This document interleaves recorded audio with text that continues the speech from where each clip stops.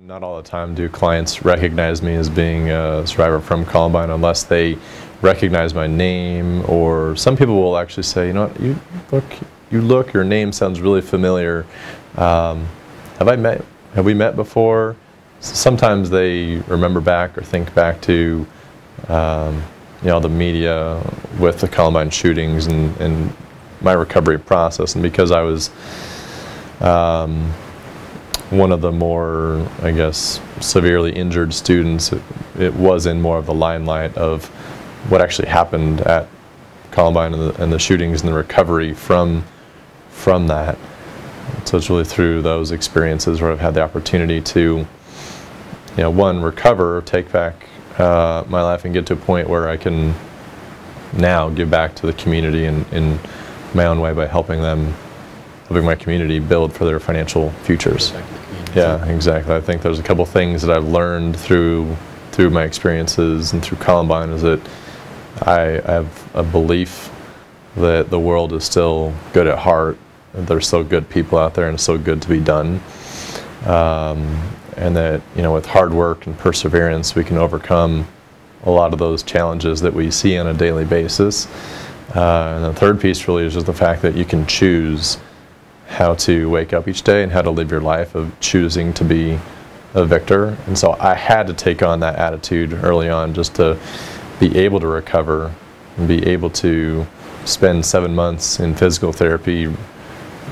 speech therapy, relearning how to read and write and walk and talk, and just getting back to a point where I could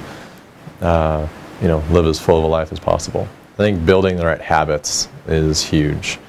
Being able to come in with a great attitude, but the habits that will allow you to be successful long term. So depending on the business model or your structure, the habits of phoning and prospecting on a daily basis and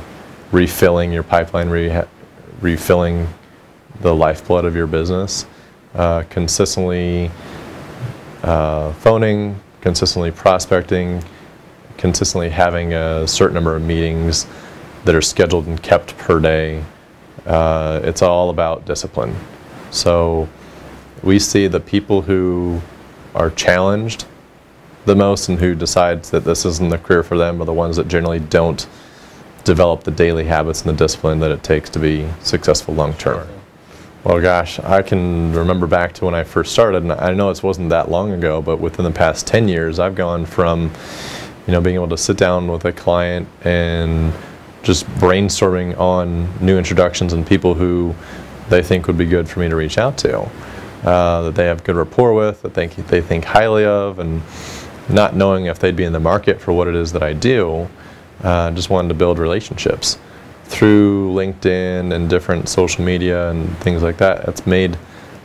our industry and our ability to prospect and get new connections a lot easier. And brainstorming about those recommendations has made it much simpler to get a consistent new grouping of people to reach out to. On average, I would say my sweet spot is anywhere from 35 to 55, leading up to kind of that retirement red zone. And the opportunity to work with people who may already have existing advisors, but I can help out or add value in an area that is yet to have been addressed.